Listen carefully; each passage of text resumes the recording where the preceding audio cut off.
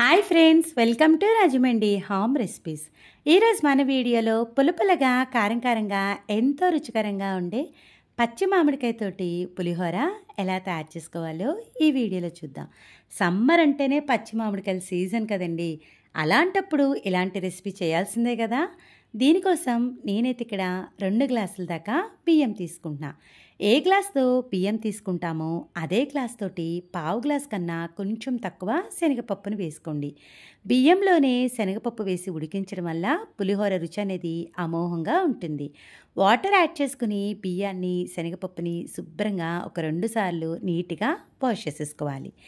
ఏ గ్లాస్తో బియ్యం తీసుకుంటామో అదే గ్లాస్ తోటి 4 గ్లాసుల దాకా వాటర్ అనేది యాడ్ చేసుకోండి. పావు గ్లాస్ కన్నా తక్కువ శనగపప్పు వేసాం కాబట్టి ఇంకొక పావు గ్లాస్ దాకా వాటర్ అనేది యాడ్ చేసుకోండి. వాటర్ వేసుకున్న తర్వాత రుచికి సరిపడా సాల్ట్ వేసుకోండి. నేనైతే ఇక్కడ స్టోర్ చేసుకున్న మామిడికాయ తురుముతో చేస్తున్నాను కాబట్టి సాల్ట్, పసుపు అనేది కాస్త తగ్గించి యాడ్ చేసుకుంటున్నా. ఇలా బియ్యం ఉడికేటప్పుడే పసుపు వేయడం వల్ల ఈవెన్గా పసుపు అనేది బాగా పడుతుంది. ఆయిల్ వేయడం వల్ల అన్నం అనేది ముద్దవకుండా చక్కగా పొడిపొల్లాడుతూ వస్తుంది. ఇలా కలిపేసుకుని మూత పెట్టేసి కుక్కర్లో పెట్టేసి మీడియం ఫ్లేమ్ మీద ఒక 3 విజిల్స్ రానివ్వండి. కంప్లీట్గా ప్రెషర్ పోయిన తర్వాత కాస్త వెడల్పుగా ఉండే పళ్ళెంలోకి మనం ఆల్రెడీ ముందుగానే ఉడికించుకున్న ఈ అన్నం అంతా కూడా వేసుకోండి. చూడండి, ఆయిల్ వేయడం వల్ల బియ్యం అనేది చక్కగా మనకి ముద్ద అవ్వకుండా పొడిపొల్లాడుతూ ఉడికింది. ఇలా మొత్తం అన్నమంతా కూడా తీసుకున్న తర్వాత నేను ఎప్పుడు పులిహోర చేసినా దీంట్లోకి సన్నగా తురిమిన క్యారెట్ తురుము వేస్తానండి. ఇలా వేయడం వల్ల చూడ్డానికి పిల్లలు బాగా అట్రాక్ట్ అయి తింటారు. టేస్ట్ కూడా చాలా బాగుంటుంది. వేడి మీద ఉండగానే ఈ క్యారెట్ తురుమంతా కూడా బాగా కలిసేలాగా కలిపేసి పక్కకు పెట్టేయండి.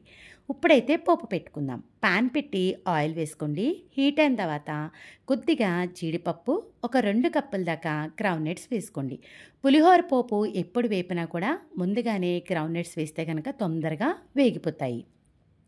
చూడండి, ఇది కాస్త వేగిన తర్వాత 2 టేబుల్ స్పూన్స్ దాకా మినప్పప్పు, 1 టేబుల్ స్పూన్స్ దాకా ఆవాలు వేసుకొని ఫ్లేమ్ని లో ఫ్లేమ్లో పెట్టుకుని పోపుని మాడకుండా ఫ్రై చేసుకోవాలి. పులిహోరకి పోపు మాడకుండా చూసుకోవడం చాలా ఇంపార్టెంట్. మామిడికాయ పులుపు ఉంటుంది కాబట్టి 10 నుంచి 12 దాకా పచ్చిమిర్చి వేసుకొని లో ఫ్లేమ్లో పెట్టుకొని ఫ్రై చేసుకోవాలి. పచ్చిమిర్చి కాస్త వేగిన తర్వాత 3 లేదా 4 ఎండుమిర్చిని కూడా యాడ్ చేసేసుకోండి. ఎండుమిర్చి కూడా ఒక సెకండ్ కలిపేసుకోండి. పోపు అయితే మనకి చక్కగా వేగిపోయింది కదా. దీంట్లోకి మీరు కావాలి అనుకుంటే అల్లం ముక్కను కూడా యాడ్ చేసుకోవచ్చు. ఫైనల్గా క్లీన్ చేసి పెట్టుకున్న కరివేపాకు వేసేసి ఒక సెకండ్ పాటు కలిపేసేయండి. నేనైతే స్టోర్ చేసుకున్న మామిడికాయ తురుమునే వేసుకుంటున్నా. మామిడికాయ తురుముని ఇలా స్టోర్ చేసుకుంటే సంవత్సరం పొడుగునా చక్కగా నిల్వ ఉంటుంది. మామిడికాయ సీజన్ కానప్పుడు కూడా అదే పులుపు ఫ్లేవర్తో మనం మంచి రెసిపీస్ అయితే చేసుకోవచ్చు. పచ్చి మామిడికాయని ఎలా స్టోర్ చేసుకునేది ప్రీవియస్గా వీడియో చేశాను. ఇంట్రెస్ట్ ఉన్న వాళ్ళు డిస్క్రిప్షన్ చెక్ చేయండి. నేనైతే ఇక్కడ స్టోర్ చేసుకున్న మామిడికాయ తురుముని 5 టేబుల్ స్పూన్స్ దాకా వేసుకుంటున్నా. ఒకవేళ మీరు డైరెక్ట్గా పచ్చి మామిడికాయతో చేసుకున్నట్లయితే మామిడికాయపై ఉన్న స్కిన్ పీల్ చేసేసి మామిడికాయని ఇలా సన్నగా తురిమేసుకోండి. పచ్చి మామిడికాయ తురుము వేసిన తర్వాత ఫ్లేమ్ని మట్టుకు లో ఫ్లేమ్లో పెట్టుకుని దీంట్లో ఉన్న పచ్చివాసన పోయేంత వరకు కలుపుతా ఫ్రై చేసేసుకోండి. మీరు ఏమాత్రం హై ఫ్లేమ్లో పెట్టినా మామిడికాయ తురుము అనేది అడిగంటుతుందండి. లో ఫ్లేమ్లోనే ఇలా కలుపుతా మనకి తురుములో ఉన్న వాటర్ అంతా దగ్గరగా అయ్యేంతవరకు కూడా ఫ్రై చేసుకోవాలి. మామిడికాయ ఎంత పులుపు ఉన్నప్పటికీ కూడా నేనైతే కొద్దిగా నిమ్మరసాన్ని కూడా యాడ్ చేస్తాను. మీరు మరీ పులుపు ఎక్కువ తినను అనుకుంటే కనుక నిమ్మరసాన్ని స్కిప్ చేసేయచ్చు. చూడండి, పోపు అనేది చక్కగా వేగిపోయింది కదా. ముందుగానే కలిపి పెట్టుకున్న అన్నంలోకి ఈ పోపు అంతా కూడా వేసేసుకోండి. ఇలా వేయించుకున్న మొత్తం పోపు వేసిన తర్వాత పులిహోర ఎప్పుడైనా రుచిగా ఉండాలంటే గుర్తుపెట్టుకోండి, దానికి తగినంత కారం ఉండాలి, తగినంత ఉప్పు వేసుకోవాలి, కలిపే విధానం బాగుండాలి. అప్పుడే పులిహోర రుచి అనేది అమోఘంగా ఉంటుంది. ఇలా అంతా కూడా పోపు అన్నానికి బాగా పట్టేలాగా కలిపేసుకోండి.